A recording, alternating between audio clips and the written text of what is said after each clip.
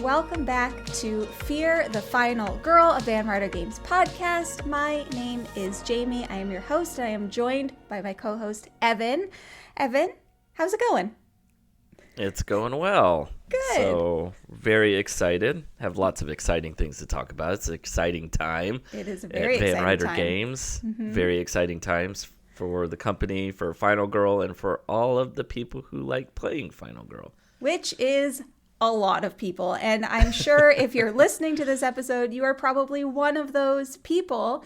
So today's episode topic is all about Final Girl Series 3. It is now starting to arrive at Kickstarter backers' front steps. We've been getting lots of photos of very excited people with their Series 3 stuff. So what better time than right now to talk about Series 3? So for today's episode, we're going to be going through all of the feature films, kind of what you can expect, how they're different, our experiences, like all of that good stuff.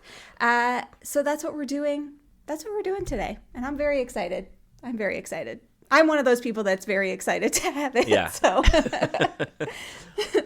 So Jamie, Yeah. other than anticipating Final Girl and wanting to play Final Girl and playing it, what have you been up to? so much. So I think, I'm part of a movie club, but now I'm also part of a TV club. I just really like to be in clubs, I guess. So we choose a new TV series to watch and then we finish one and then we rewatch. So recently, the one that we finished is Silo. Have you watched it? I haven't seen Silo yet. I read the book. Yeah, the show is way back when. Very good. Very, very good. And I haven't read the book, so I didn't know what to expect. So the second season just finished. So the first two seasons are out. But essentially it's a dystopian where there's an entire society that is living underground in this silo. They don't know why. They don't know how it was built. They don't know what the purpose of anything is. And the story just kind of follows that thought path, and as I mentioned, it's a dystopian, so things are not all sunshine and rainbows, and it's so good. Like, the actors in it are amazing, and I think it's one of those shows that just has you kind of guessing everything, and you're like, oh, I know exactly what's going on, and then something happens, you're like, I have no idea what's going on, and it continues like that. And obviously I don't want to give any spoilers, but an actor shows up in season 2 who I love so much. And it's not really a spoiler because obviously, there's 2 seasons and there's actors that come in, but Steve Zahn. Do you know who I mean by Steve Zahn? He was really popular. Is it Steve Zahn? Yes. Zahn? Zahn. Sure, Zahn. yes. I know who Steve Zahn is. He was like a comedic. He's kind of like, what's his name? Zach Galifianakis. Yeah. But never quite got as big as Zach Galifianakis Exactly. did. And he just plays he's always played such a great sidekick style character. And he's in the show, and I was just really excited to see him in a show. So that's one thing I've been up to. And I've been playing, just obviously always playing a bunch of board games. And recently I played one called Siberian Manhunt, which is a war-themed hidden movement asymmetrical game. Where one person, it's coming to Kickstarter in February, so I did get to play the prototype. I was about to say, I was just like, this sounds like this is right up my alley. Yeah, I think heard you'd of this really game. like it. Okay, so basically, Siberian one player plays as the fugitive, who is just trying to get to their final destination, which is across the border into China, while the other player's playing as the government. So they have their KGB officers and their Yakuts and their Red Army, and the fugitive is the hidden movement player. And they're just trying to navigate without getting killed. And then they also need to obviously handle all the elements. So it goes through summer and winter. So if they're in the winter and they don't have fire, they don't have warm clothing, they could freeze. Okay. They also have to eat, and if they don't eat, they will starve. And if all they can get is raw meat, then they get parasites, and they have to deal with that. But it's really good because it's the whole rule book has a lot of history within it about kind of that time period. And the fugitive, there's 2 different options that you can choose, but essentially their plane crashes. And then they're kind of going through, and the entire map there are citizens that you have to encounter, and they're either loyal communists or they're silent citizens who are supporting the fugitive. Anyways, it's really cool. I love asymmetry.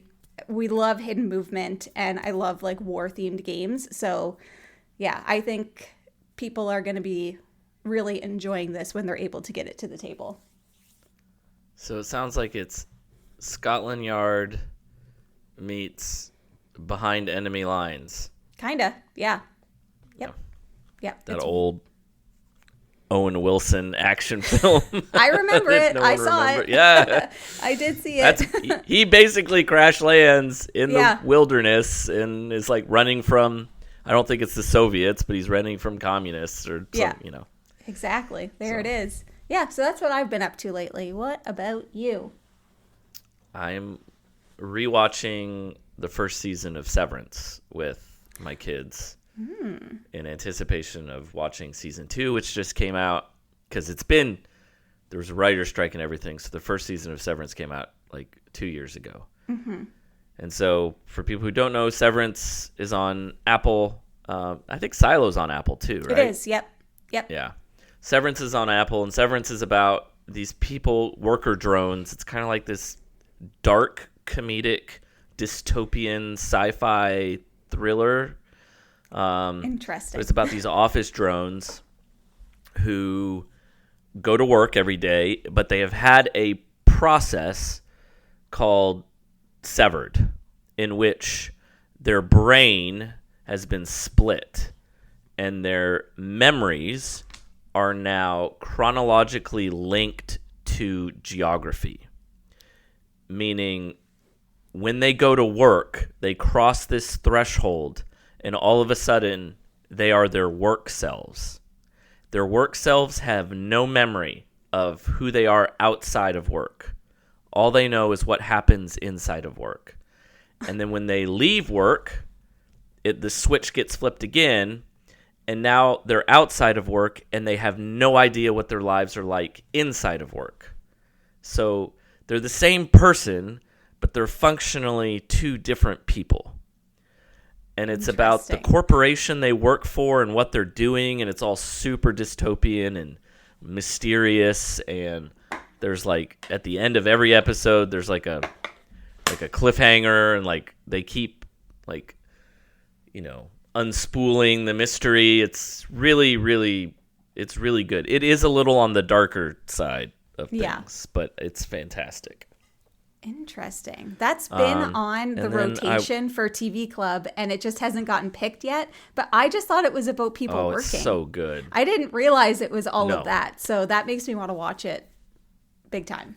Well, imagine if it was like Dilbert or The Office meets Lost meets A Scanner Darkly. Right. Yeah, I'm into that. I don't know if you've... Yeah. I haven't seen that one, but that's probably a good way to describe it. It's funny, but it's not funny. Right. Like, you could probably watch the whole thing and never laugh.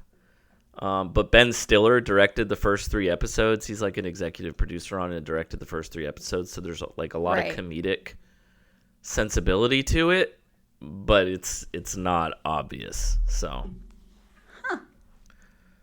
anyway, it's great. And then I watched Heretic the other day. That's the horror movie with Hugh Grant, where the 2 Mormon girls show up trying to proselytize him, and he like traps them into this game kind of inside of his house. Hugh Grant is amazing. He's an amazing bad guy. He's fantastic. Well, I've never seen him do that before, so he's always, you know, the chummy, you know, romantic lead, you know, who's kind of like, who has commitment issues, and it's just like, ho, ho, ho, ho. And then at the end decides that he's in love with Julia Roberts or whoever else it is. Sandra Bullock or whoever else, yeah.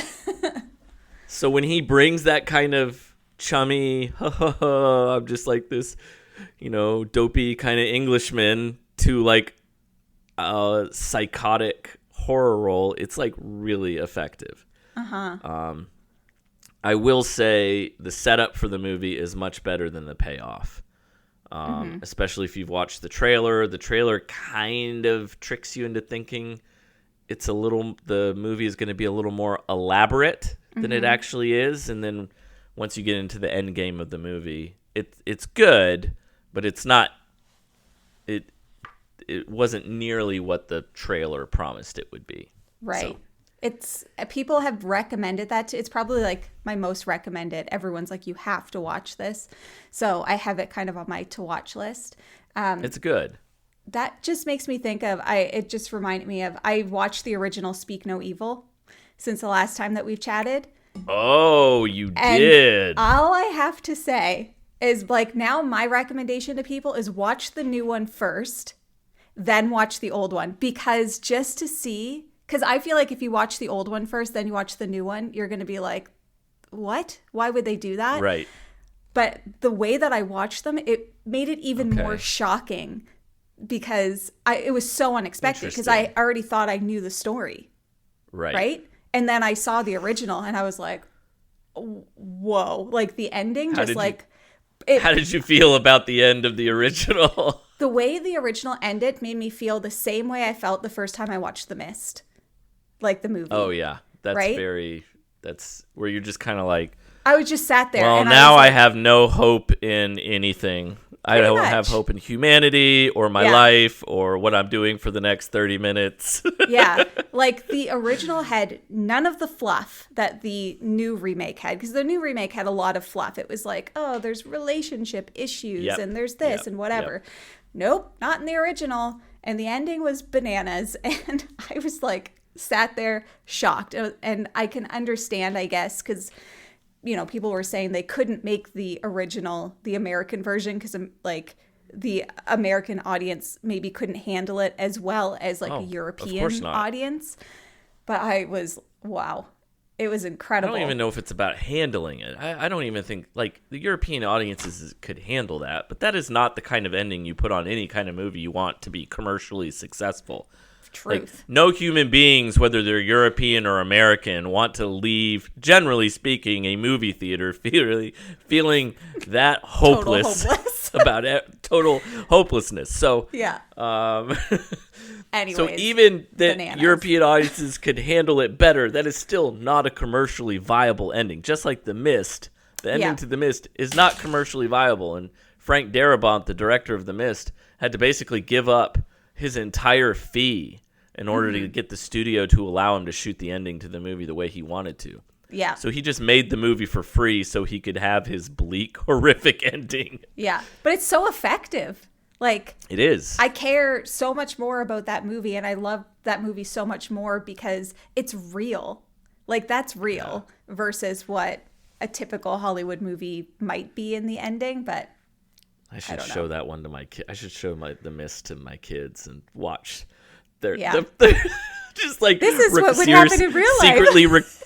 Secretly record their faces over the ending when it gets to the end and they realize what's really happening. That would be pretty entertaining. Crazy. All right, so here, going off of movies that are like this, like, have you seen Funny Games? No. Okay, I don't really recommend it, but it's like in the same vein. Okay. And you can watch the original or the remake. They literally are shot for shot. And okay. So by the same director, just different actors. So if you want to watch Naomi Watts and People Speak English and the new one, yeah, you can just watch the new one. It's fine. What's and another Funny movie Games? called Funny Games. Okay. Got it. And another one is The Vanishing. Haven't seen that either. And you want to watch the original. It's Dutch. Okay. The same director also did a English language remake with, I think, Kiefer Sutherland, and it is not very good. If you watch the original Vanishing, it doesn't even like it's about a guy who he and his wife are on vacation and they go to like a rest stop. Yeah. Like a truck stop or whatever, and then he can't find her and she's gone. And the rest of the movie is him trying to figure out what happened to his wife. Okay. They're on my list. I'm going to make my movie club watch them. Oh my gosh, yeah. Hey, let's do Hopeless Week at Movie Club. Yeah. Watch these 4 movies in succession. I just got them to watch Brooklyn, so they had a nice, like, chill, happy kind of movie. So now they're in for some trouble. Okay, so word of the month. We typically choose a word or a phrase of the month every month. And for this one, I was struggling a little bit because I wanted something that kind of related to like the Final Girl system. So I'm just going to go with variability, which is something that we talk about a ton in the board game space, and people generally know what variability means. But in board gaming, it is how much play can you get from a board game, like how much variability is within it. And I think that relates really well to Final Girl because all of the feature films are mix and match. There are so many different cards, items, Final Girls, there's locations, there's killers, there's vignettes, there's extra guest stars. So the variability within the Final Girl system is pretty much endless, which is one of the reasons why I think it's become such a popular game, because you can literally play, even just playing a single feature film, you could play it over and over and over again, and every single time you're going to have a completely different game. So it's endless variability, where there's a ton of board games that, you know, you play it a couple times and you feel like you've kind of seen it all. I've played Final Girl almost 70 times at this point. I feel like I've barely even scratched the surface. So variability is the word of the month. And variability is tricky because variability has become it's become a point that people make their buying decisions based off of. Gamers make their buying decisions based off. It's like that question comes up frequently. What is the variability? Like, how many times can I play this? Which is interesting because most board gamers play so many different games. Yeah. It's very rare that they'll play one game more than like 4 or 5 times. Mm-hmm. Really is. And I think for the people who do play games a lot, like there are people out there in the more like who are just getting into the hobby or more casual who are like, we just play Catan or we just play Ticket to Ride and they play it every week or whatever. I don't even think they're thinking about variability. No. But variability has become this, and I have 2 examples. Our detective game, people, I think, sales of the detective game were hurt because it is not replayable in the same way. Each case, once you've played it, at least for the detectives, they can't experience it again. They know the mystery. I guess you could come back to it in 2 or 3 years and kind of figure out. But people are like, why isn't this variable? Why isn't this variable? And I would always be like, you don't ask what the variability of a movie is. Yeah, it's You don't so ask true. what the variability of a book is. Like, so how many true. times can I read this book? I don't know. You can read as many as you want. It's not going to be like your first experience, though. But for board gamers, they don't think about board games in the same categories that one would think about movies or books. And Detective was very much a story-based experiential game where it had to, and people would get mad. They would be like, why can't you make this variable? Why can't I replay this case? And I'm like, that's like asking me why, Mad Max Fury Road why can't we watch this and have it end differently? Yeah, like, multiple endings. Why can't every movie be Clue? Why can't I just choose along the way? And as a counterpoint, Final Girl has an enormous, just an obscene amount of variability. Yes. But in some ways, it's cheated a little bit because Final Girl at its core still is kind of the same experience for the most part.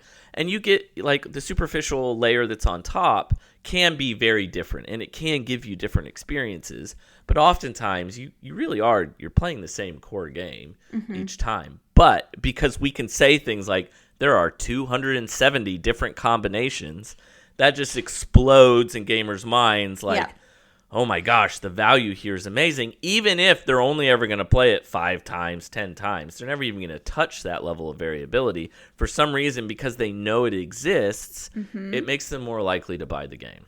Yeah, I think board gamers, and I can say this because I am a board gamer, we are a weird breed. Like Very the strange. things that I feel like we care about, and not everybody, obviously this is just kind of like a blanket statement, but like having games in pristine condition, having variability, even though we know deep down we'll probably only play it once or twice, and then it'll sit on our shelves and be pretty. And like all of these different things that like we care about so much, when ultimately we should just care about the fun that we're having while we play a game. And like Jeff and I always think about these things in terms of like, if I went to the theater and went to a movie and watched a movie, got my snacks and everything for the two of us, that would be like a $60 evening or whatever. Or you can buy a $60 board game and play it once. You're still getting like that value out of it, but for some reason we just want to stretch it. We want more. Right. More from the cardboard. Why isn't the cardboard giving me all the things that I want it to give me? It's just funny. Yeah. It is. It's interesting. It's interesting how people make their purchasing decisions and what they find value in. And it's not like you can even say they're wrong. Like, No. even if they're not going to play it 100 times, if they're only going to play it 5 times, there's value in knowing they could play it 100 times if they wanted to. Totally.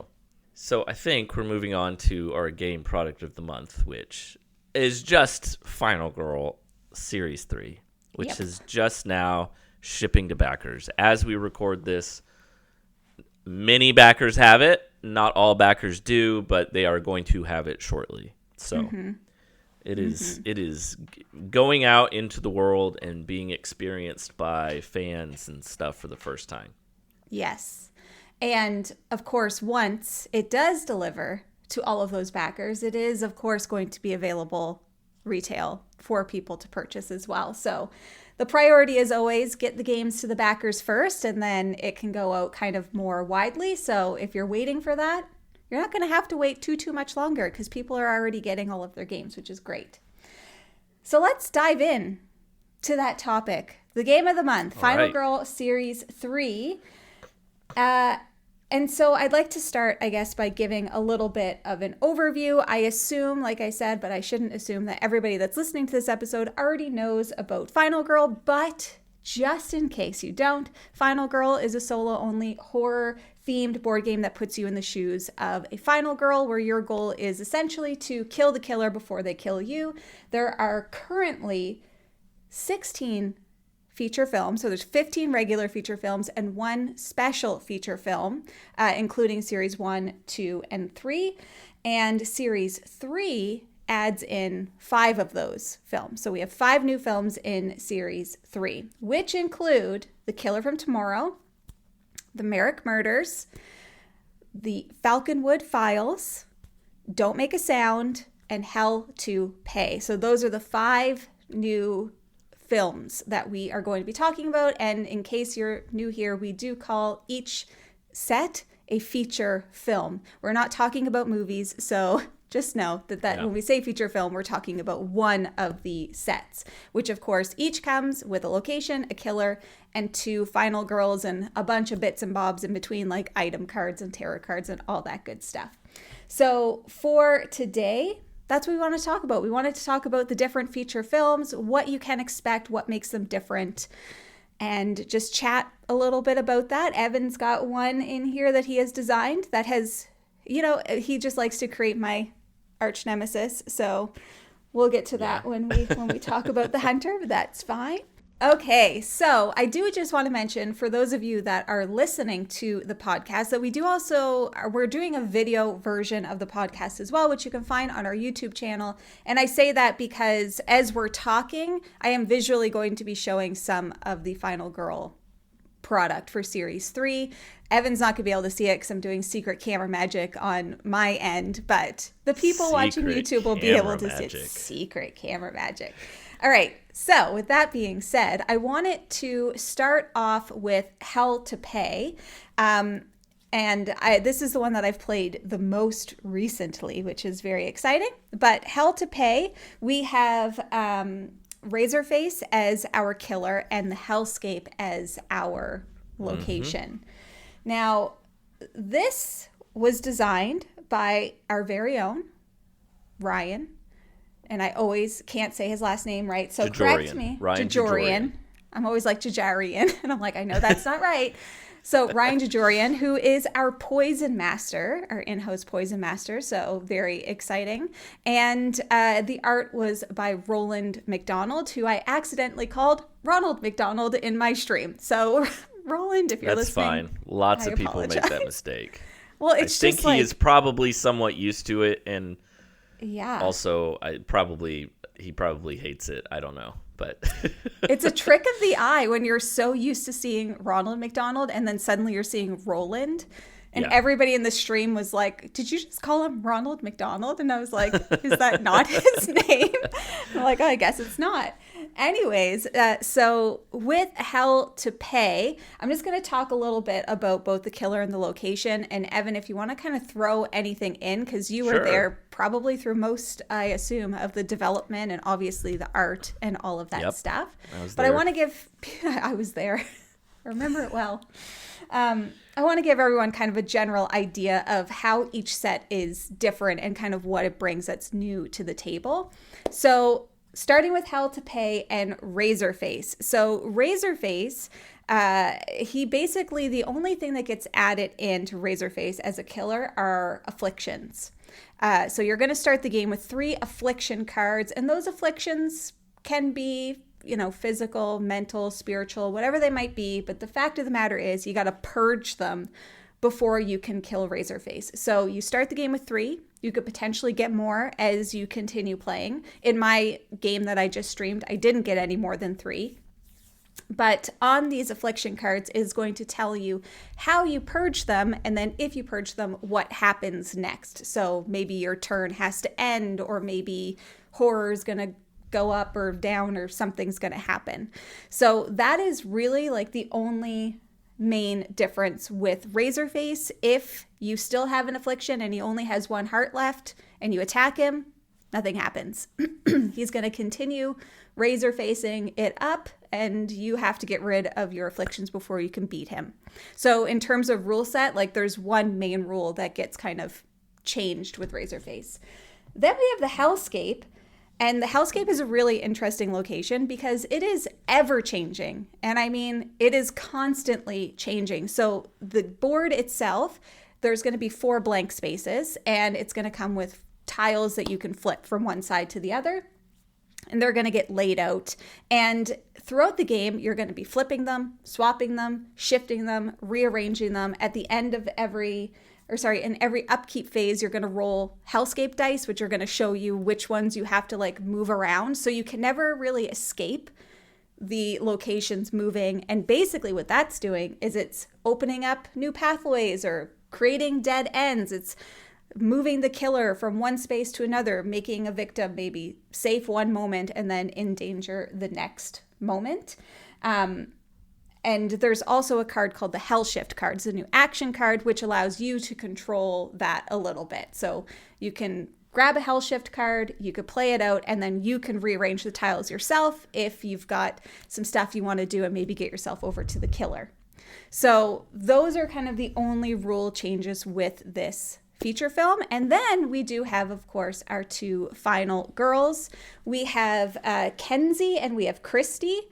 For Christy, that's who I played with. I think Christy might be my new favorite final girl. Your new favorite? Uh-huh. So basically, you have to remind me what her special ability is. Yes. I will. So both Kenzie and Christy have 5 hearts. Kenzie has to save 5 people. Christy has to save 4.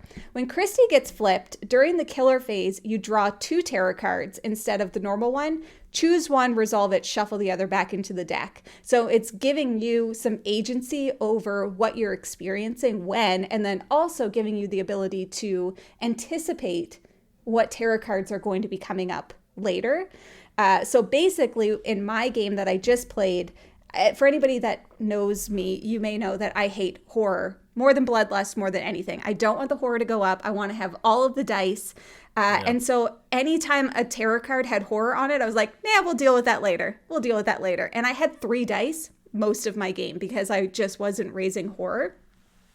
So I really liked her ability. And then Kenzie, on the other hand, who I didn't get to play with yet, but once during each planning phase, you may take all copies of a single named action card from the tableau for the price of one. So that's also a really good power. But I think, Christy, with that terror card action, that's pretty cool. I was having the best time ever. I was like, look at these 2 cards. Well, guess what? We're not doing that one. Hopefully ever. I mean, eventually you're probably going to have to do all of them, but it's kind of nice to have a little bit of control over what you're doing. So that is Hell to Pay. Evan, do you have any thoughts about Hell to Pay? So one of the things that was getting the board right was very tricky, because the board has the tiles on it that move, and they have to line up, and sometimes you flip the tiles and you move them. And so we went through a lot of physical iterations of trying to figure out how this would work, because we wanted it functionally to be easy for players. So we made them tiles, but I had to work really closely with Roland, the artist, to make sure everything lined up. And I'm pretty pleased with how it turned out. If you find it annoying or fiddly, I promise you we made it the least annoying and the least fiddly we possibly could, and still maintain the mechanism of the constantly shifting hellscape. Yeah. I didn't find it fiddly at all, but I think like in the game that I played, which I never normally do, I was so focused on saving victims because I really wanted to flip Christie's card. So I saved a bunch of victims, which means when I picked things up and moved them around, I didn't have a lot of people on the tiles, which I feel like is the only really fiddly bit that could happen. Yeah. Like meeples could fall over, that kind of thing. But I didn't find it fiddly. Yeah, we had at one point we had little cards that sat to the side that were holding cards. So when you wanted to flip them, you moved the meeples over to that, and it was this whole thing. We figured just having solid tiles worked well. Yeah. Another fun fact is that Ryan, the designer, watched as he was designing this. And this is, we're just going to go ahead and say this is totally unrelated. These aren't connected things at all. Not at all. He literally watched every Hellraiser movie and read all of the books, all of the short stories and everything. And for those of you who are horror aficionados, you will understand how painful it is to watch every Hellraiser movie. The first 2 are good, and then that series takes a dive off of a very high cliff. Right. More so than anything I've ever... And I've watched through Friday the 13th, and those are mixed. And yeah. But they have, the Hellraiser... I mean, there's Hellraiser 6 or 7. There's a guy named CD-ROM Man.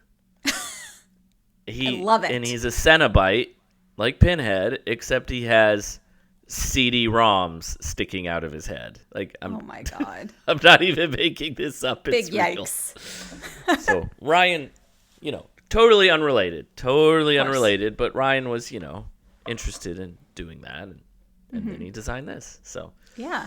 So a lot of his name, I got a kick out of all of his names. I was just like, my gosh, how much mileage can you get out of it? All of this, it's the sepulcher of devastation and the ecstasy of whatever. He's got all of this kind of stuff in there.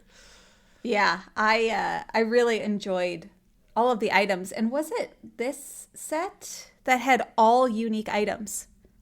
There's all unique items in Hell to Pay. So you're not going to find your typical knife, first aid kit.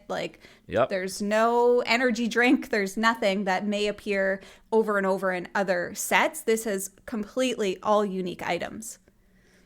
Ryan kind of went... I remember seeing that and being like, oh, well, this is going to increase the art budget for this one. Because oftentimes we'll insert some of those, we'll reuse certain things. Sure, one, because they make sense mechanically. Yeah. But 2, because, designing all, 18 new items each time, it can be a lot. So when I saw that he had done that, I was just like, oh, okay. And they all made sense. So he put a lot of work and thought into that. Yeah, it's an extremely thematic set. And I have to say, like, theme-wise, it was probably the one that I was the least excited about. And then I played it, and I freaking loved it. Like I said, it was my last stream. I had so much fun with this. Just, like, I really enjoyed the puzzle of moving the tiles, because I would have to sit there and be like, okay, everybody just know I need to visually see this. So I'd move tiles and be like, oh, that's a bad idea. And then I'd like move two more. And it's like a little bit of a puzzle that you're kind of working through, knowing that it's just going to change in the upkeep phase. And you have to hope it's going to change for the better.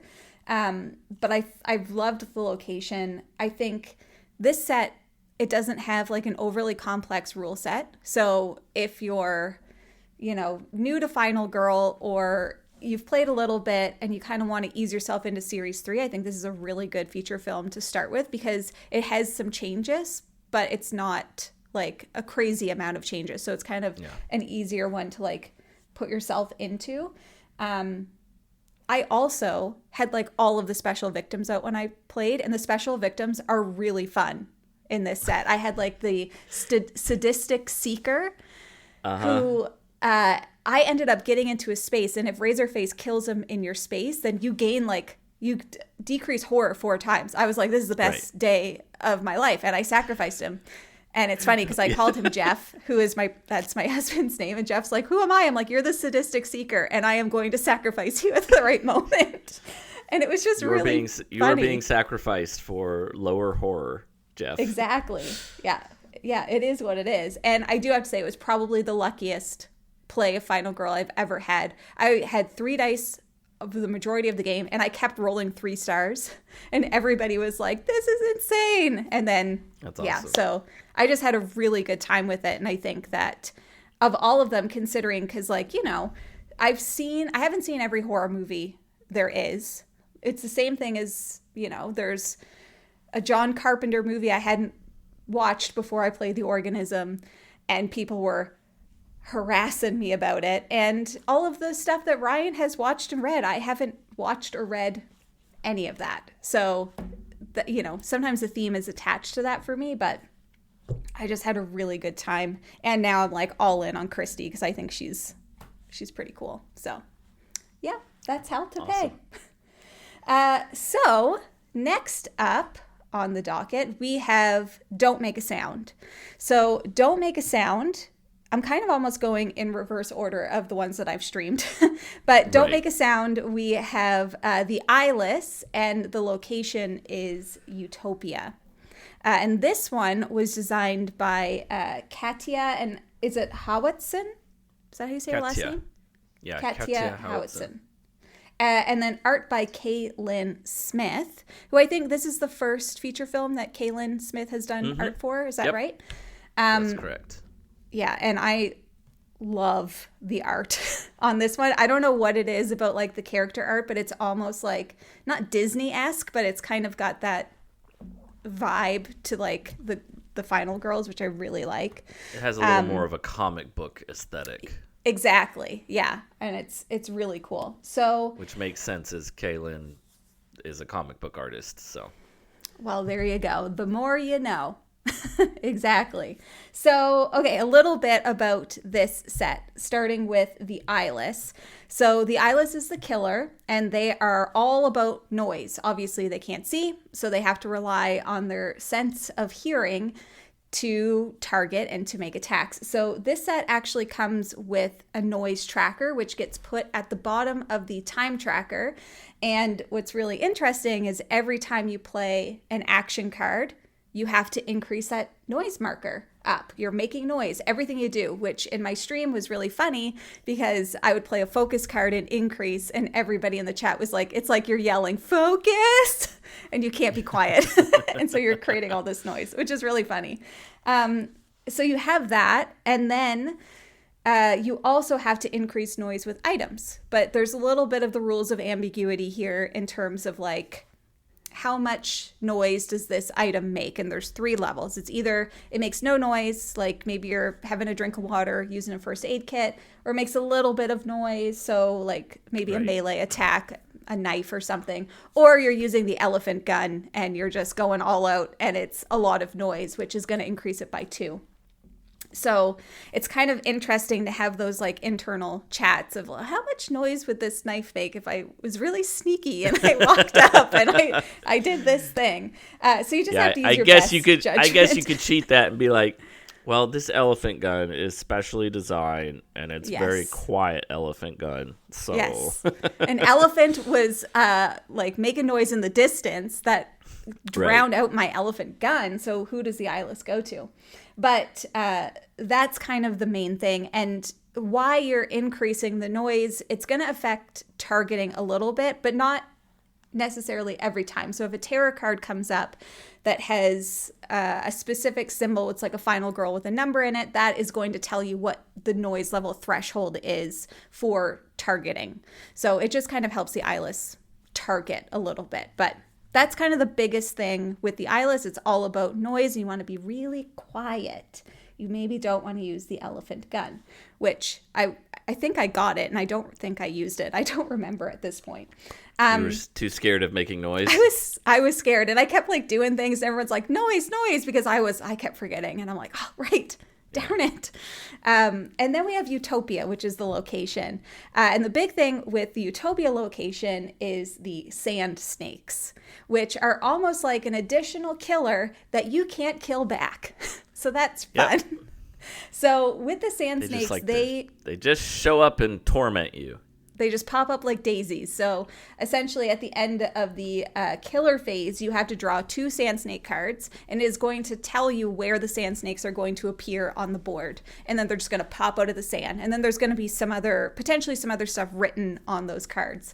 But when they pop out of the sand, if there are people within that space, one target is going to get damaged, and they have kind of like a priority checklist. So it's victim, final girl, minions, and then killer. So a killer can also be damaged by a sand snake, which is great. And then the sand snakes are just going to suck themselves back into the sand.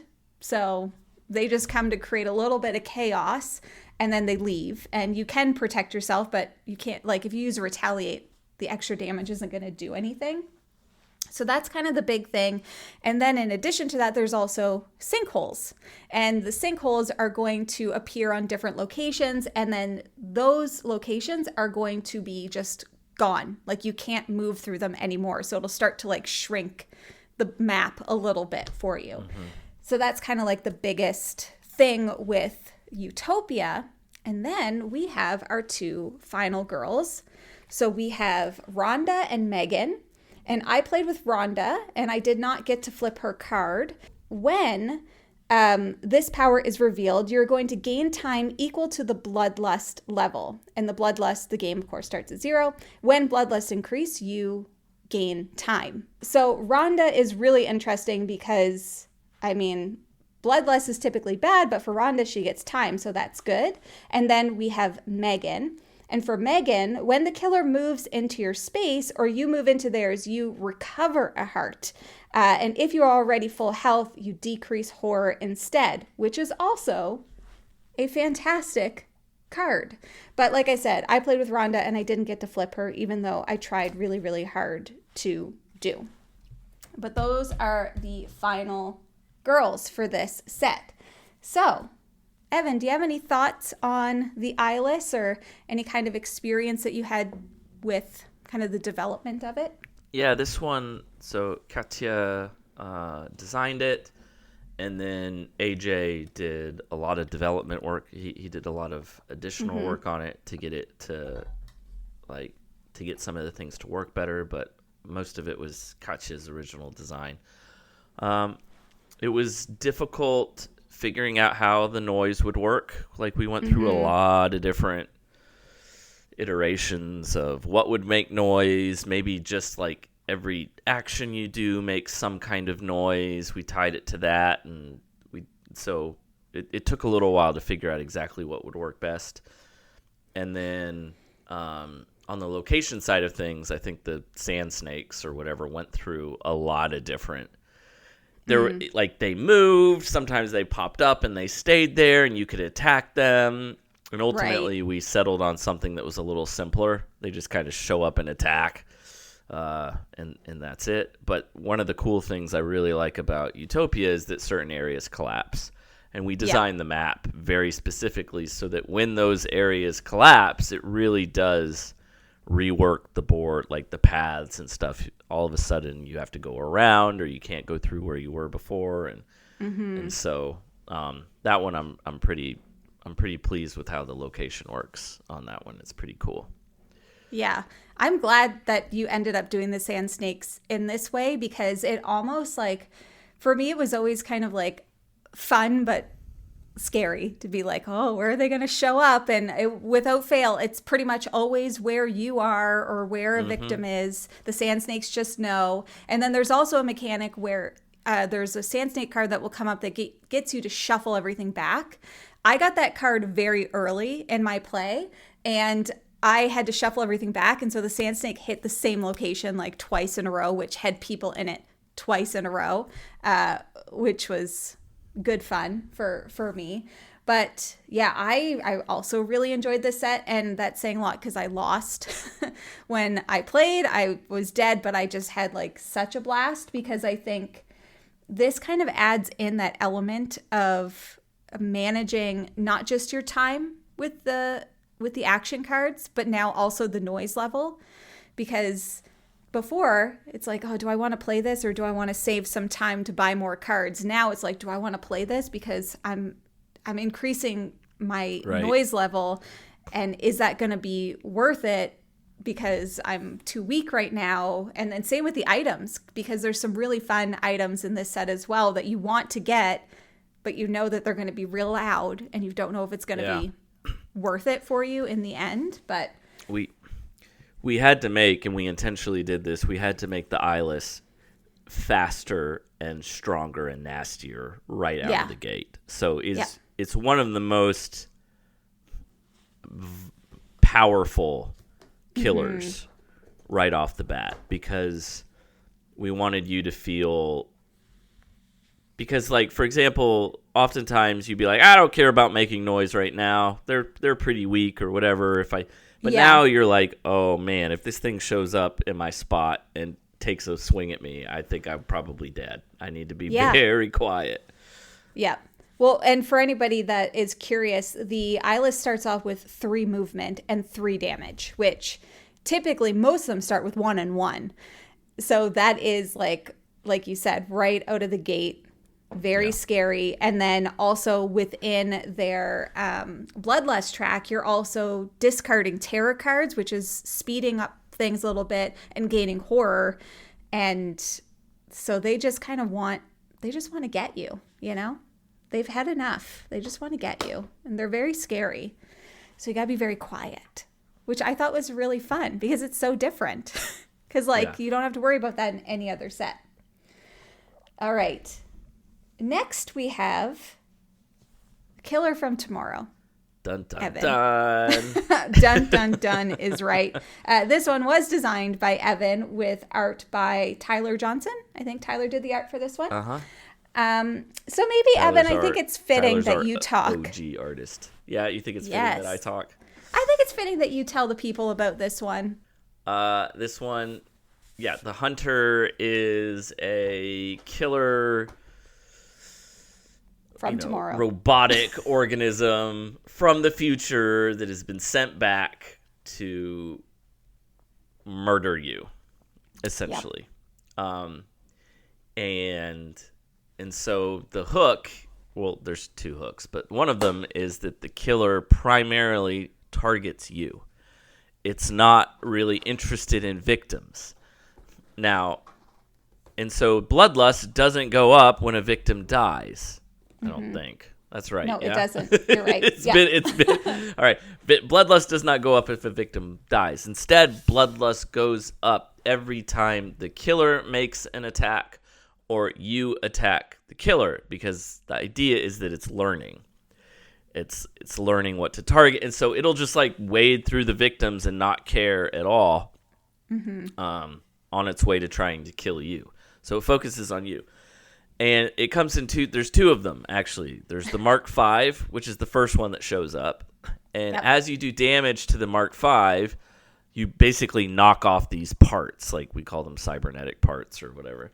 And so you're like knocking off like his arm and his like his targeting eye or whatever. And then once you knock enough of those off, he like deactivates and just goes dead.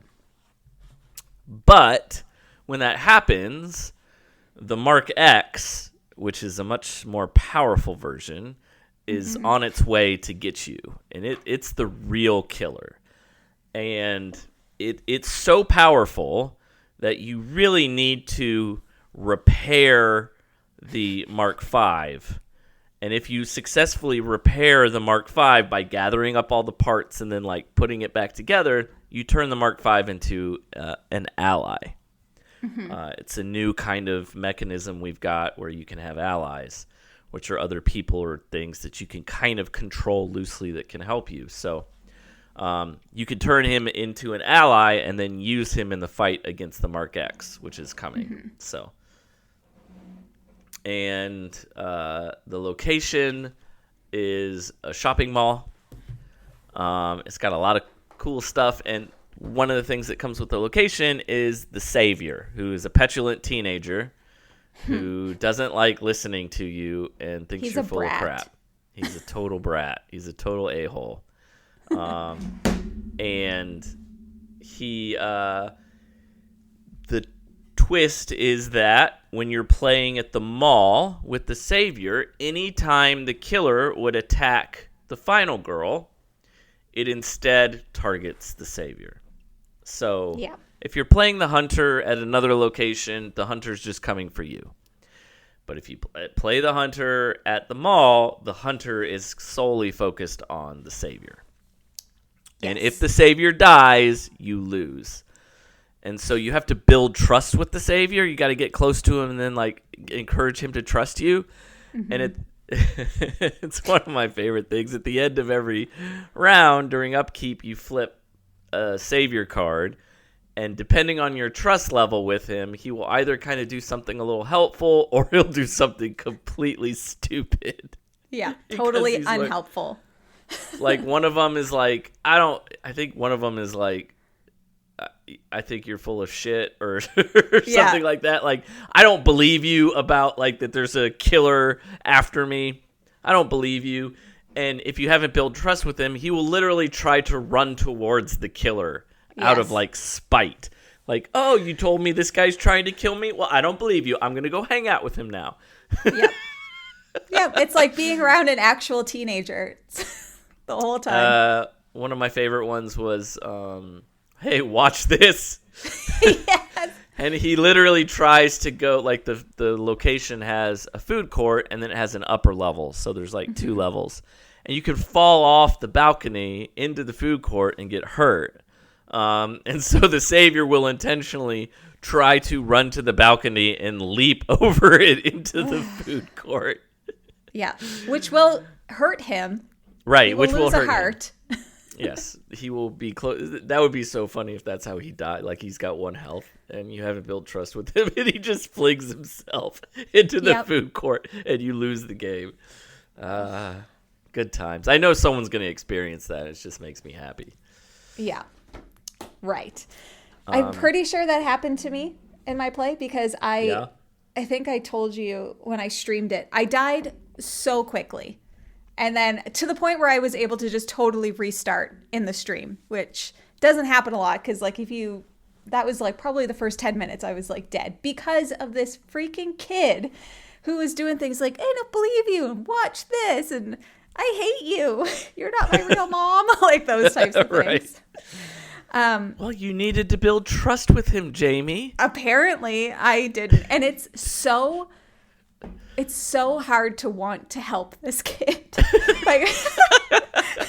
That you're like, I have to, because if I don't, I'm going to lose.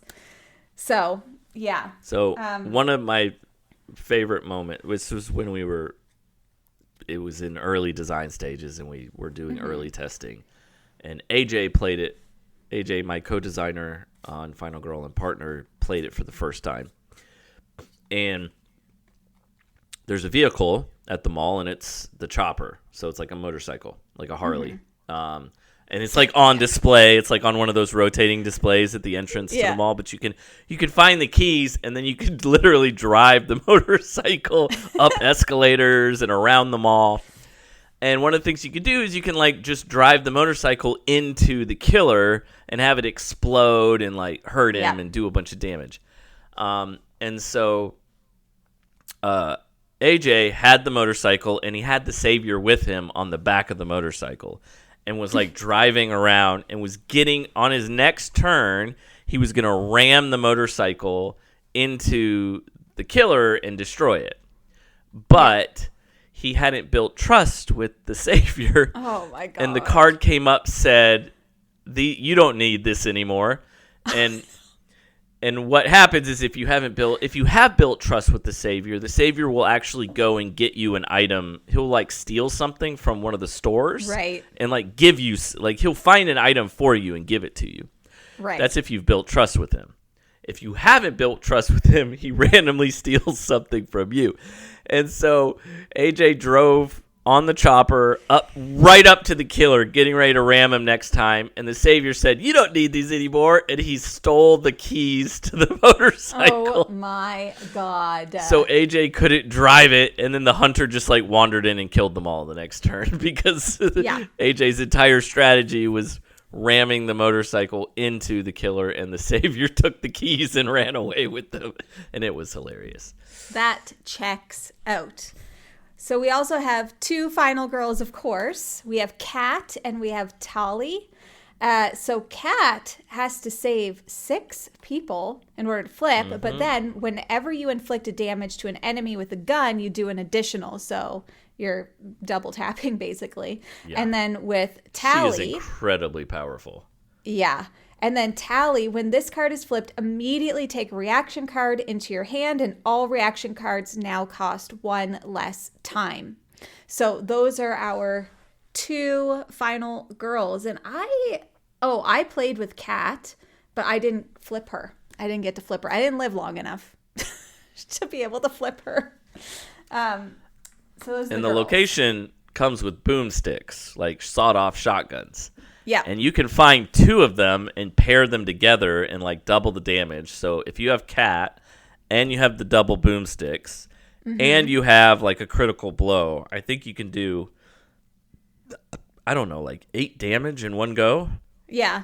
Something insane. Which is great because the Mark X has 15 health. And so you can't damage the hunter until he's in his final form. So you can't actually start knocking that health away until then. So I think getting the double boomsticks is a good idea. It's a very good idea for sure. So I would say, and Evan, you'd probably agree, that this is probably the most complex feature film in terms of rule set. Like there's a lot of additional rules. Maybe the Merrick murders is also complicated. Yes. With the traps and stuff, and the Falconwood files is also complicated. But I would agree with you that Killer from Tomorrow has the most moving parts, for sure. Yes. But it's also extremely thematic, and you designed it that way. Like with the bratty kid who's like, watch this, and he's unpredictable in what he might do, and like having to collect all of the parts to build yourself the ally after you've defeated the Mark V. Like I just used my ally cyborg as a meat shield. I was like, you go, you take all the damage, and then I'm gonna follow you. And there's also, like, there's so much kind of, like, to think about within this set, even with the railing section. So Evan kind of mentioned that there's particular spaces that are railings. And if somebody falls off of the railing, a victim dead, enemy injured, you're, like, injured. So because you're not landing very securely. So there's just a lot to kind of think about. And I think one other thing that we haven't mentioned yet, within the stores, when you get attacked in a store, you kind of blow through a wall and you open up a new location. So the location itself is also changing throughout the game. You're kind of making new entrances. I probably added too much, but I was just like, it's so cool if you like attack and you like blow them through the wall. I was just like, that's just awesome. And falling off the railings is awesome. And driving the motorcycle around the mall is awesome. So, but that's the thing, because I think with this set, and I'll probably talk about this more, but you have such a wide range of like complexity levels, and everybody likes to play at different. It's like, hey, I just kind of want to have a chill game. Maybe I'll play this one. I want to have a really stressful game. I'll probably play Killer from Tomorrow. Yeah. I think that's the beauty of it. We try to be intentional about that whenever we put out a new series, making sure that there's some that are on the simpler end, because those oftentimes some players really like just the simple tweaks that, say, the Big Bad Wolf makes, or Krampus really isn't on North Pole Nightmare is really not a super complex set. And so you get a little bit of variation, a little bit of difference, but not anything too rules heavy. And then you have other ones like the ones I design, which are like, let me throw in what is all the stuff I could throw in. And it is a lot more complicated. And the same was true of Into the Void from Series 2, which was the Evomorph and the USS Conrad. Those also had a lot going on. But they're also, in some ways, many people's favorites for that very reason. So exactly, it is good that there's like a complexity level, hopefully for everyone who enjoys Final Girl, that you don't have to get these super complicated ones if you don't enjoy that. But I do think Killer from Tomorrow offers the most laughs, because if you're not crying, you're laughing. So, but like, there's so much humor within like the Savior, and just like you mentioned with the whole chopper thing, and like all of the things that could happen, and like you're in a shopping mall and like you fall into the food court and you hurt yourself, and that's funny. And like, so. And then a food fight erupts. Yeah, exactly. Yeah, there's a lot going on, but it's a good time. All right. So next we have the Falconwood Files. Now the Falconwood Files, we have, for those that are looking, I have right in the center here. This was designed by Mike Martins and art, of course, by Vincent Dutrait. And in this one, our killer is the Slayer, and our location is Falconwood. So starting, I guess, with the Slayer, the main thing with the Slayer is that he kind of lives in the mirror dimension. So everything that's happening on the board is also happening, you can kind of imagine it's happening below the board as well, where the Slayer is kind of creeping around. So throughout the game, he is going to be pulling victims into the mirror dimension, because he can only kill victims in that dimension. So anybody that's kind of above, with the exception of the Final Girl, because he's like tethered to the Final Girl, they're all safe. But if people are in the mirror dimension, which once again, he'll be pulling them down, then they're not safe, and he can just start picking people off. Now, the Final Girl herself, there's a new action card called Open a Rift. So she can open a rift in order to go into the mirror dimension to start saving some people and to attack the Slayer, because she can't attack unless she's in the mirror dimension. So she kind of has to like manipulate kind of going between each dimension and determining whether or not those victims are worth saving. Sometimes they are and sometimes they aren't. That's just how Final Girl goes. So that's kind of the big difference with the Slayer. Then we have the location, which is Falconwood. And the biggest thing for Falconwood is now we have missions that have been added. So you actually can't kill the killer until you have completed your mission. And there's a handful of missions that come in the set. Everything from like saving your father, your best friend, or cracking a code and doing all these different things. And the missions themselves are going to have their own rule set that tell you how the setup changes, what your goals are, what you're looking for, where you need to go. All of that is added within that like mission information sheet. But you can't kill the killer until you complete your mission. So you have to make sure that you do that. And kind of the same deal with Razorface. If they have 1 health left and you hit them, nothing happens until you complete your mission. But then what happens with the missions is we get friends. And the friends are great. So you are completing a mission, you're getting a new friend. Maybe it's your dad or your best friend or whoever it might be. Or the sheriff. Or the sheriff. And these friends act kind of like special victims, but a little bit better than special victims. Yeah. So, like, they'll go into a killer space with you. If you're in their space, they won't panic, and the killer will always, like if they're in a space with other victims, the killer will always attack the other victims first. So you kind of get to hang on to your friend as long as you can, basically, if there's other people kind of around. And then the only other addition is there's a 20-sided die that's in this set that some of the tarot cards and different things will ask you to roll the die, and then things will happen. Will ensue. But that's kind of like the general gist of how this set works. And then for the final girls, we have Octavia and we have Janelle. So I have played with Janelle. I haven't played with Octavia yet, but both have 5 hearts, 4 save spaces. And what's really unique about these final girls is they have a tracking kind of system once you flip their card. So I will read Janelle. You will place a tracking marker on the 0 value, which is listed at the bottom of her card. It goes from 0 to +5. After resolving a no star result on a horror roll or saving a victim, you will move the marker 1 space to the right. When resolving an action card that deals damage, you may increase damage dealt by the number of the space where the marker is on. So as an example, if you have your tracker up to +3, you do a damage, you get to add 3 to that attack. So up to +5. So she can get pretty strong. And then for Octavia, also has a tracker from 0. It goes 0, 1, 3, 5, 7. Place tracking marker on 0. After resolving a horror roll with no stars or saving a victim, you will move the marker 1 space to the right. When you are about to receive a damage, you may reduce it by the number on the space with the marker. So basically, she's kind of protecting herself with her tracker, whereas Janelle is fighting back and doing some damage. So those are the 2 girls that come with this set. And in terms of like all of the girls, I just love the way Janelle looks. She's so colorful. I just like with her big bow. I love it.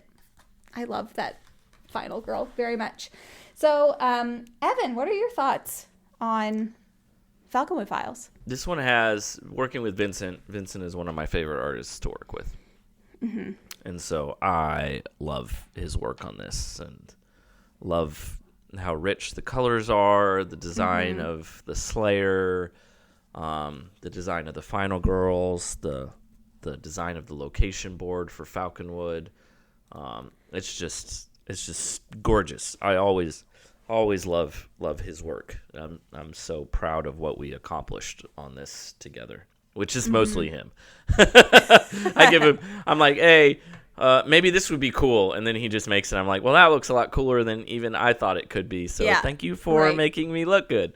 And this is Mike, the designer is Mike Martins, who Mike is now officially, he is officially a part of the Van Ryder Games team as a project manager, primarily in charge of managing Final Girl. He was a playtester with us for years and years and years. And playtested even the original Hostage Negotiator. Honestly, I think he's been around as long as I have with the company, just like in a more like tangential playtesting sense. So Mike designed the Intruders for us in Series 2, and he designed Falconwood, and he's got more designs that he's working on that you'll hopefully see in the future. Some of which we might be discussing this Friday on our live stream, which we'll get into that more later if you're watching this in the lead up to that. But Mike's just, other than AJ and I, Mike understands the Final Girl system better than anyone. Yeah. And so his designs really do find some aspect of the design that we haven't leveraged yet and create something new. So like the Intruders was like 3 killers at once, and then the location was you actually craft items This location is like the really cool thing is the missions, which really gives like a whole different. It's almost like you have your own whole miniature story arc for each game you play. So, I'm always really impressed with the stuff that he creates, and he really brings a lot of creative vitality to the system. So this one is pretty neat. Yeah, definitely. It was my most anticipated. Once again, I'm always like theme based, and everything about this set I was like beyond excited about. And it didn't disappoint. I think the missions are so like, I think I've done 3 different missions at this point, and it's just like like you said, it's almost like a story within the story where you're like, oh well, I gotta go and I gotta crack this code, and just leave me alone for a minute, Slayer. I'm busy. I'm puzzling. You can't come attack me right now. And then you solve it, and then suddenly you have like a special victim that's like, they all have like cool abilities and everything that they can kind of help you throughout the rest of the game. So it's like incentivizes you to do the mission like relatively early so that you can have that friend kind of on your side. The friends are intentionally kind of overpowered. Yeah, because it's the incentive. Like, you have to, and of course the incentive is you can't win unless you complete the mission. Yeah, and like you said, the art and the colors, and it's just, this set is just all vibes. Like, everything about it, it's very vibey, it's very fun. It was the first one that I streamed when I got it, and I did do like a full playthrough of this set as well over on my channel, because I love it. I just think it's so fun. Like, this set is just fun. Yeah. All right. And last but not least, of course, we have the Merrick Murders. The Merrick Murders. This was the first set that I played. I played it at Gen Con, where I turned into a ghost, and everybody told me I could keep going, and then my ghost died. So that was fun. But for this set, it was designed by AJ, of course, and art by, and help me out with the artist's name, Evan. It's Agnieszka. She's Polish. Agnieszka Dabrowska. I don't know if I pronounced that correctly. I'm sure I haven't. Right. Between her and me, she goes by Inez. So that's what I call her. She's Inez. So got it. Perfect. And also her first feature film that she's done art for. No, so. she did Really? art. Wait, no, maybe this is the first one. I think this is the first one. Okay, I was like, really? All right, so in Merrick Murders, we have the Merrick Warehouse, and our killer is the Tormentor. The Tormentor. She's very scary. With this set, let's talk about the Tormentor first. So as Evan mentioned, this one does have a lot of kind of additional rules as well. And as you could tell from my turning into a ghost and dying twice, that it's a tough one. It's a toughie.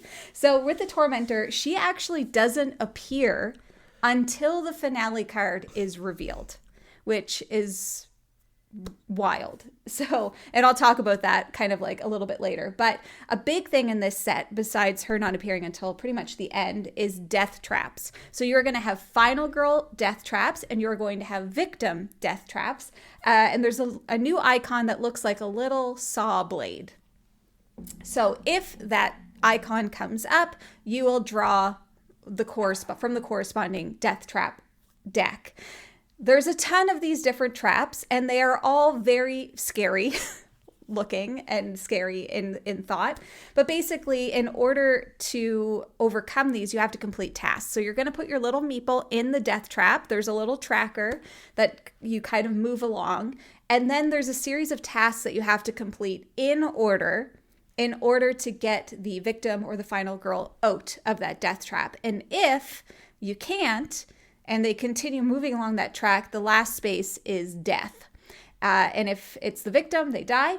If it's the final girl, she dies and you lose. So managing the death traps in this set it's like the biggest part, I guess, of this feature film with the Tormentor. because otherwise death. And there's also a new mechanic of bottoming cards. So there might be some actions that ask you to take the top tarot card, you put it on the bottom. So that is a new kind of mechanic that gets introduced in this set as well. And then we have the Merrick Warehouse. And with the warehouse, a lot of the exits are locked. So locked exits is kind of a big thing in this. And you can't save the victims if the door is locked. So you need to be able to unlock the doors, finding different things that help you to unlock the doors. Or there's also like an automatic click timer that is going to be kind of going off through tarot cards and things like that. But of course, the Tormentor, when she's popping out, she's probably locking doors on you too. So yeah. She's a rascal. She's adorable. She's a rascal. Oh, she's that rascally tormentor. Like she's like Bugs Bunny.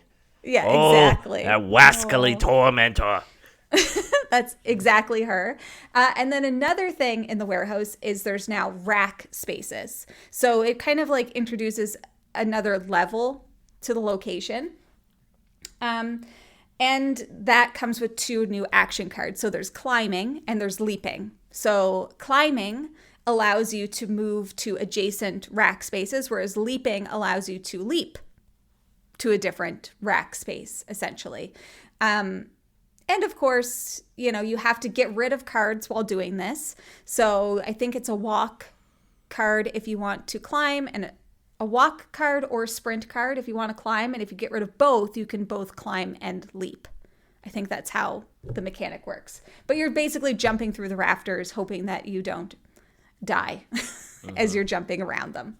So those are kind of like the major differences in this set. And then for our final girls, we have Mandy and Cassie. And Cassie is actually a member of the Van Ryder Games Discord, a very dedicated member of the community. So she became a final girl, which is really cool. So let's look at their abilities. For Mandy, you get to add 2 damage to attacks made without a weapon or item.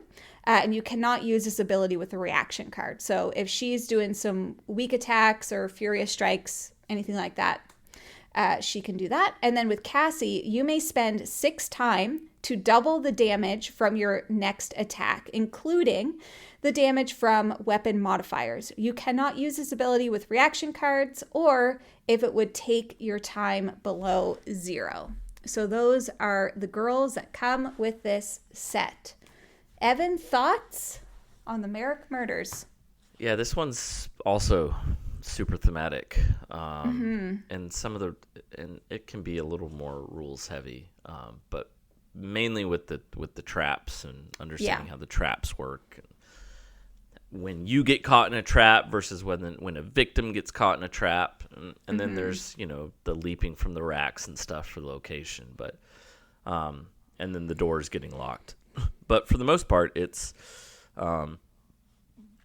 pretty straightforward. One of my favorite things is that one of the, I believe, dark power cards, it's got a image of a guillotine on it. It might be a finale card, I'm not sure, or dark power. It's got an image of a guillotine. And when Inez and I were working on it, she was just like, hey, maybe there's some fun options for who could be in the guillotine. And AJ, who designed this box, he just never, ever, ever wants to be displayed in the art or in the game at all. In fact, he doesn't even love having his name on the front of the box. Right. If you see Hostage Negotiator, his original design, his name's not on the front. But when we were designing Final Girl together, I was just like, well, my name's going on the front, so you can not have your name on there. And he was just like, okay, fine. So then now both of our names are on it. So Inez and I was just like, oh, let's stick AJ in there. So I gave her a bunch of reference photos, put her in the art, kept showing, showed sketches, showed final artwork, everything. AJ didn't say a word until we showed the card off in the Discord server, and some of our Discord members were like, that looks like AJ. And then he was just like, wait a second, is this me? I was wondering maybe. how long it was going to take you. And we were already down the road and like almost off to print and everything. So I was like, too late. The train has left the station. Oh no. Uh-oh. So he gets depicted as someone about to get their head guillotined in his very own feature film. And if I remember correctly, it's Cassie that's standing at the guillotine, which makes it even funnier because she's trying to help him by like getting him out of the guillotine, and she's crying, and he's very horrified looking as the guillotine blade is getting ready to drop. We worked really hard on that because, like, perspective wise, that was really, really hard to pull off. Right, like seeing her and him and the guillotine blade all in like one shot. Like we worked really, really hard to get that right. It's a cool card, though.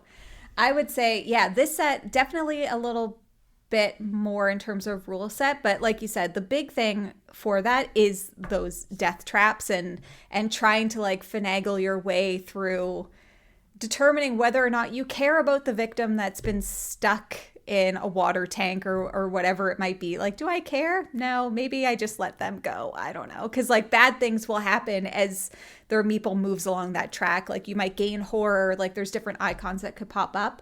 But I would say it's definitely like, it's punishing, but it's interesting because like the killer doesn't show up until the very end. So some people might be like, well, what are you supposed to do until then? You just survive. You just have to survive until the finale. And then you can start kind of attacking the tormentor, which I think it's very thematic to the set in that you don't see the killer.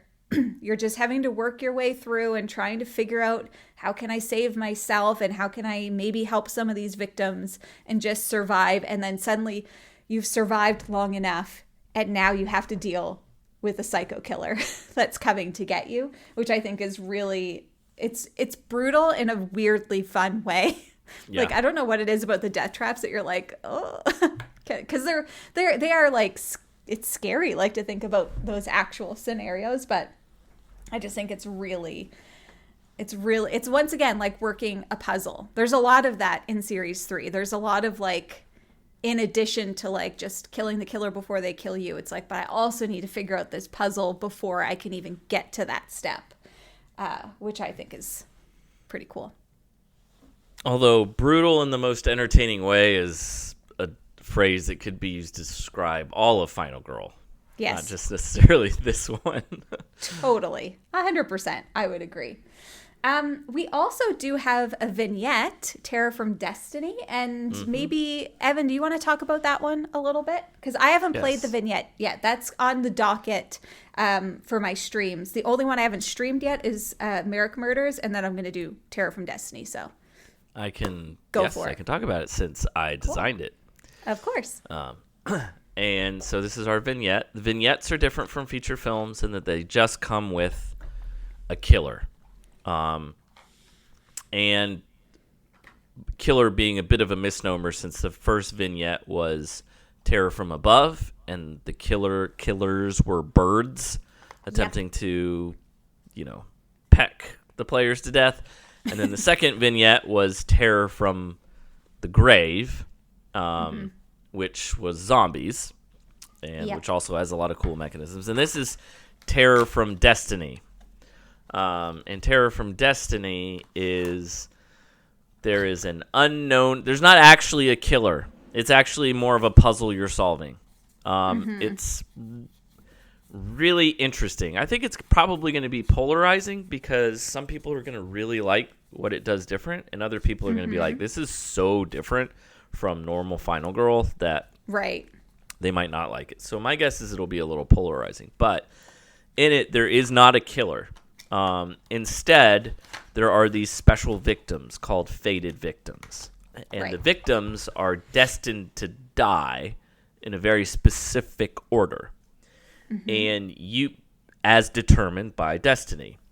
And you need to figure out what order they're going to die in and save them in order. So if you accidentally, if the third victim that's going to die, this is all secret, it's hidden information, there's like tokens face down. If the first victim If you save them and it turns out that they're really the third one in line, well, you get penalized because you did not save them in the right order. You have to save them. And at the very end, for each victim you didn't save that destiny killed, there's a consequence, and you don't know what the consequences are. They're face down cards. They could be things like the consequence is like you need to discard 12 time worth of action cards from your hand. Right. And then there's a penalty card, which will be like, if you don't do that, you lose 4 hearts. Right. And this is all secret. So those cards, you have the option of like, I cannot remember what the name of the action card is. Do you have it in front of you? What's the name of the action card that you're using? It's like, it allows you to like glean information. Maybe it's premonition. Is it premonition? It's probably going to be the last thing. Thwart destiny. Okay. Nope. That's not it. Oh, premonition. Sorry. It is Thwart premonition. Destiny is a guard, like a defense reaction card. That one protects you from some of the stuff Destiny will do to you. But the other one is premonition, and it allows you to reveal certain pieces of information, like which fated victim is next in line, or if you failed to save a fated victim, you can find out what the consequence is. Like, what am I going to have to do to make sure I don't pay the penalty? Or you can just find out what the penalty is. So if you've saved one, or if you failed to save one, and you flip the penalty card, you realize, oh, I'm only losing 1 heart. I don't know what the consequence is, but you know what? I can probably take 1 heart. So basically, you go all the way through the deck, all the way to the end, and then you kind of have this destiny phase where you have to one by one flip the consequence cards and see if you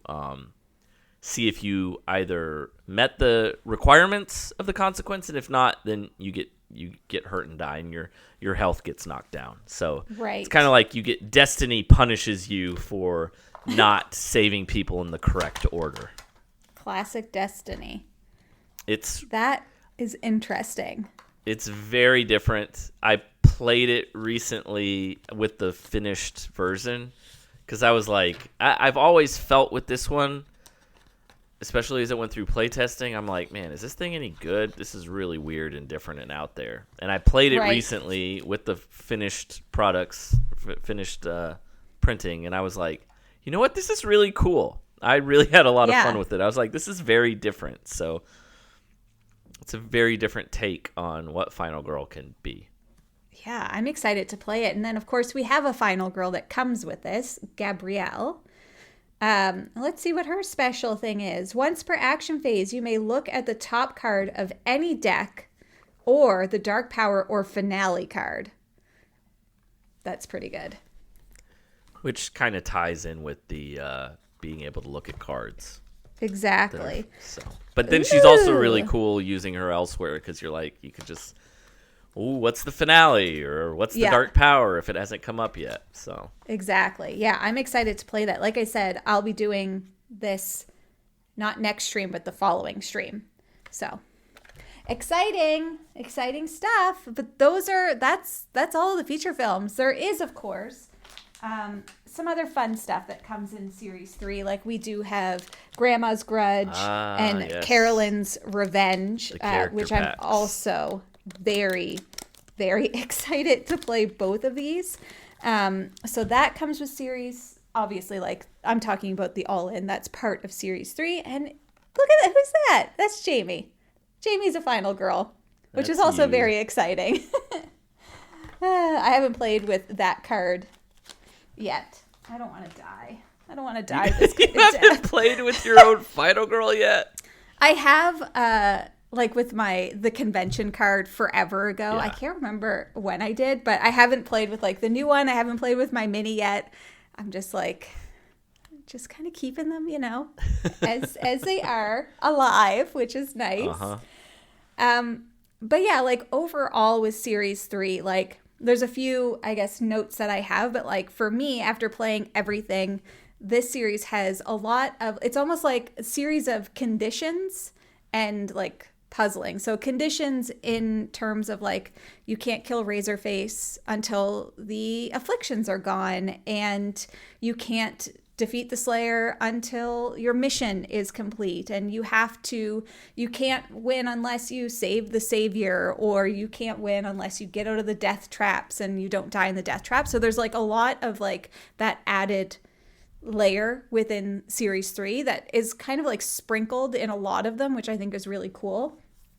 And like I already mentioned, a really good range of like complexity, something for everyone within this set, and a range of themes as always. But one thing that I feel like I noticed more with series 3 than any of the other series is how cool the locations are. Like all of these locations are doing something very cool, like very unique. Like Hellscape is always changing. The Sand Snakes are popping out of Utopia. Like Falconwood's got the missions. Like the mall is also very fun because you're at the mall and there's you've got the chopper, you've got the Savior, you've got all of these things. And I just feel like the locations, like everybody focuses so much on killers and final girls, but I feel like the locations are very, very cool in series 3. And I've really kind of enjoyed watching how they change things up. So I'm into that. Yeah. What are your thoughts overall on series 3? I mean, happy? I'm very happy. I'm also happy it's out and people are our fans and our customers are getting to experience it. I feel like it's, for a lot of the Final Girl players, it's kind of like Christmas. It's like Final Girl Christmas showing up. And I mean, I opened the box myself and I was just like, man, this is really cool. We put a lot of cool stuff in here. So I'm very pleased with how it turned out. Mm-hmm. Yeah, I got obviously one of the earlier production copies and it showed up at my door and Jeff was like, what's all the noise downstairs? And I'm like, I'm so excited. I was like jazzed. And for those that are listening or watching, I do stream Final Girl bi-weekly every other week on the Van Ryder Games YouTube channel. So if you aren't already subscribed to the YouTube channel, then I recommend that you do if you'd like to see more Final Girl. So I have streamed already everything but Merrick Murders, but we're going to go through everything. Once I finish the vignette, then we'll do Grandma's Grudge and we'll do Carolyn's Revenge, and then we'll start throwing in the tier dice and we'll do all of those things. So there's lots of Final Girl content, and I do a teach for each of them at the beginning of the stream. So if you'd like to learn and you're not sure how something works, you can always pop into a stream to figure that out. But yeah, so I guess that's kind of the main topic, but we had one more thing that we wanted to talk about for today, and that is Final Girl Year of Fear, which is a live stream that's coming up on the 31st, because the question is, have you had enough Final Girl yet? And we all know the answer is no. So, of course you haven't.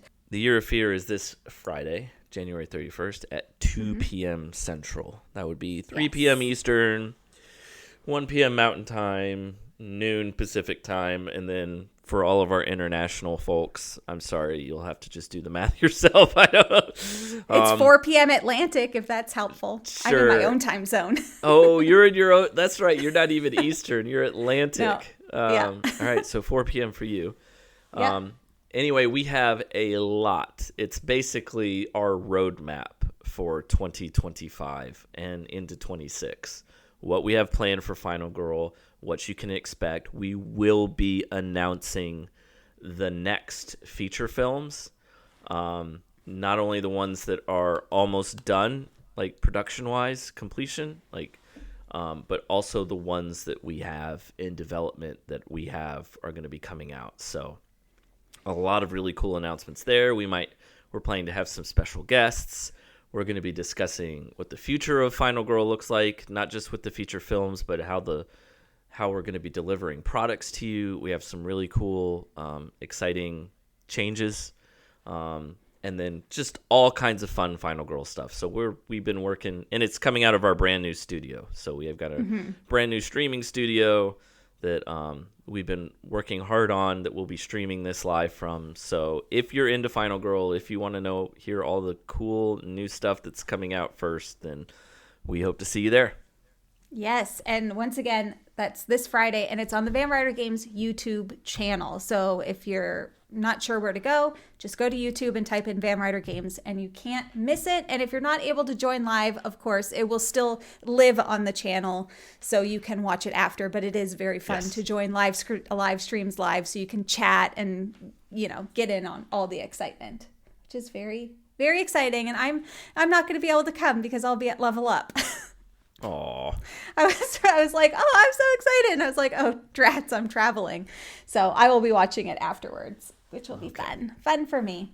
But that's everything that we have for today's episode. I always like to give a little shout out to the Van Ryder Games Discord. If you are not in the Discord and you love Final Girl and you love Van Ryder Games, you should definitely join, because there is a huge community there chatting about all the fun stuff with Final Girl and sharing kind of their Series 3 stuff. There's tournaments and there's challenges and everything. So highly recommend that you join.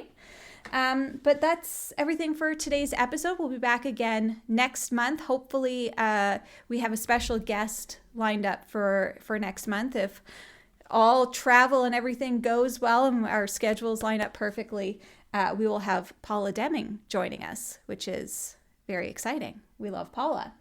Another Final Girl. Look at that. Evan, you're going to be outnumbered by the Final Girls. It's going to be great. This is always the plan. I've always wanted to be outnumbered by Final Girls. So that's there you go. All in line with, that was the plan from the beginning. The plan from the beginning. It's all coming true. It is your terror from destiny. All right. So that's everything for today. Like I said, we'll be back next month. But thank you for listening and thank you for watching. And now we're going to say goodbye. Bye. Bye.